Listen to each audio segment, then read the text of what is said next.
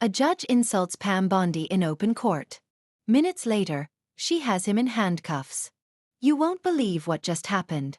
Pam Bondi wasn't new to pressure. She had spent years in the legal trenches, taking on some of the toughest cases in the country. But today felt different.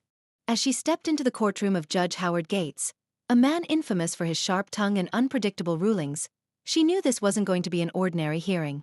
Pam Bondi was known in the legal world for her fearless arguments and unwavering stance.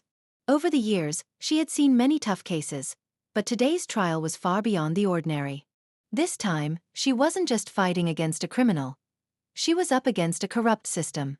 As she stepped toward the courtroom, her instincts told her something was off. But there was one thing Pam Bondi was sure of. No matter what happened today, the truth would come to light. At the head of the courtroom, sitting on the judge's bench, was Judge Howard Gates, a man infamous in legal circles for his harsh demeanor and ruthless rulings. However, the information Bondi had in her hands didn't just paint him as a strict judge. It exposed him as someone who manipulated justice for his own gain. If the truth came out today, Gates' years of untouchable authority would come crashing down. The moment the courtroom doors swung open, the atmosphere was palpable. Journalists, attorneys, and spectators filled the room, waiting in silence. Some hoped to see Bondi take down Lawson and his team, while others believed Gates wouldn't even give her the chance. But there was one thing everyone knew. Today, they weren't about to witness an ordinary trial. As Bondi took her place at the plaintiff's table, she heard the muffled whispers and chuckles from a group of men in the back corner of the room. The defendant, Charles Lawson, and his legal team sat confidently, completely at ease. To them, this case was nothing more than a formality. They were convinced that the verdict had already been decided in their favor, because their strongest advantage was sitting right on the judge's bench. Then, Gates finally spoke, his voice slicing through the cold tension in the room. Ms. Bondi, I'm sure that today, just like every other time, you will flood my courtroom with unnecessary documents and waste all of our time. A few snickers came from the defense team. Bondi took a deep breath. She was no stranger to these kinds of attacks. But something about this was different. This wasn't just a judge being arrogant. This was the first calculated move of a powerful enemy.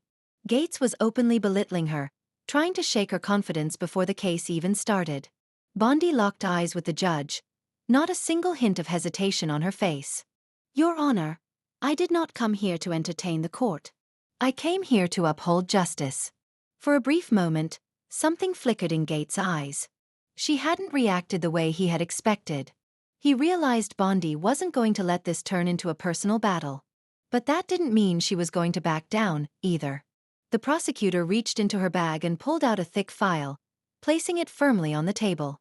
And rest assured, the evidence I have will prove that no one's time is being wasted. The silence in the courtroom now felt different. Everyone could sense that something was about to unfold. No matter how confident the men sitting across from her were, for the first time, a tiny flicker of doubt flashed across their faces. And Pam Bondi was ready to set it all ablaze. Bondi opened the file on the table and spoke clearly. Your Honor, these documents show that the defendant, Charles Lawson, illegally redirected government funds. The numbers don't lie. The state-approved project budget was $2 million. Yet, in the defendant's company records, that amount mysteriously triples. So, where did the extra money go? The silence in the courtroom was almost suffocating.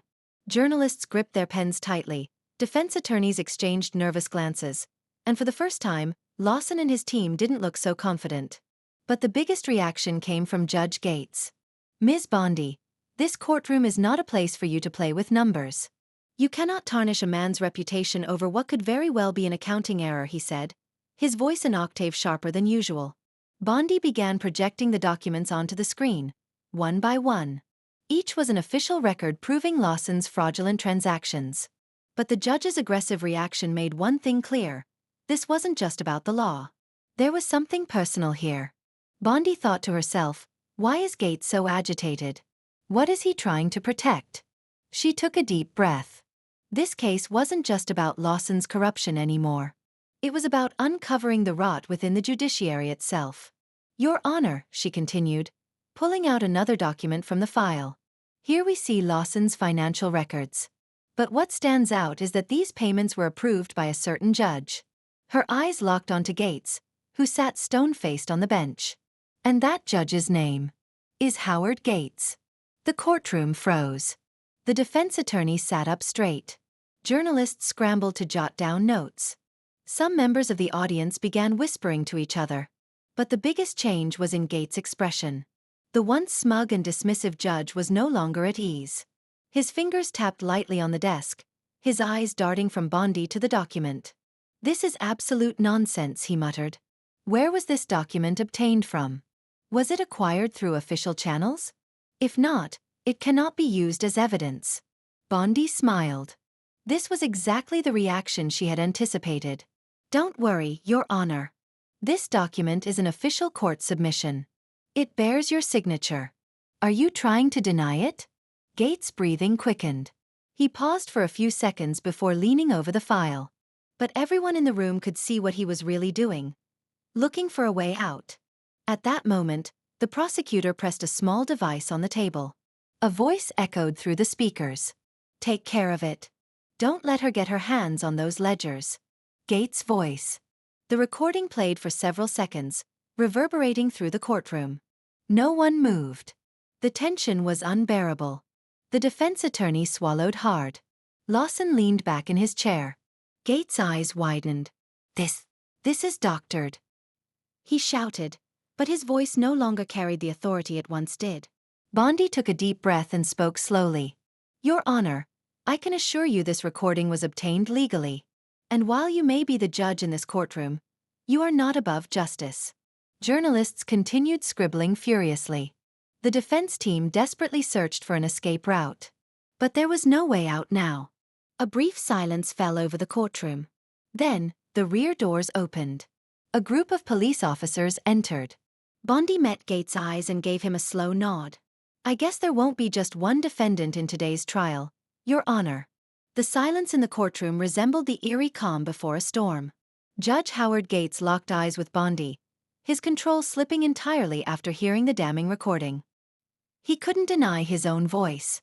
The evidence was undeniable. The deputy prosecutor leaned back slightly in his chair, while the defense team exchanged desperate glances, searching for an escape. But this time there was none. The door opened. 2 police officers entered. One of them held a pair of handcuffs. Bondi spoke in a calm yet resolute tone. "Your Honor, a courtroom is meant to uphold justice impartially. However, this case has proven that you didn't just interfere. You were an active participant in the crime. I am officially notifying the appropriate authorities to place you under arrest." The courtroom was in absolute shock. For the first time, Gates looked truly afraid. This isn't legal," he shouted, gripping the bench tightly. "I am a judge. This is a political attack. This evidence is fabricated." But no one believed his outburst anymore. The very laws he had once commanded were now being used against him. One of the officers stepped forward. "Howard Gates, you are under arrest for corruption, obstruction of justice, and bribery." At that moment, the press sprang into action. Cameras flashed, phones recorded, and the courtroom buzzed with energy. This was history in the making. Bondi took a deep breath and turned her gaze toward Charles Lawson, who sat at the defendant's table. For years, he had believed the system he manipulated would protect him. But now, his most powerful ally, the judge himself, was in handcuffs. "Well, Mr. Lawson," Bondi said, her voice cold and unwavering. "Do you still believe you're innocent?" Lawson lowered his head. He had only one option left: to confess. I'll talk," he murmured. Bondi gave a slight nod. This wasn't her victory. It was justice's. Gates' cuffed wrists rested on the bench. The man who had once ruled the courtroom with absolute authority was now just another defendant. His eyes met Bondi's. The fury and panic in them were unmistakable. "This isn't over," he whispered. "You think you've won, but this fight is just beginning." Bondi allowed herself a small smile. "The fight is over for criminals, Your Honor. Now, it's justice's turn." At that moment, everyone in the courtroom understood one thing. No one is above the law. And today, one of the so-called untouchables had fallen. As the officers led Judge Gates away, the once mighty figure of the courtroom reduced to a disgraced man in handcuffs, a realization settled over everyone in the room. This was just the beginning. Corruption had thrived in the shadows for too long, but now the light was exposing everything. And if today proved one thing, it was that justice always catches up, no matter how powerful someone thinks they are.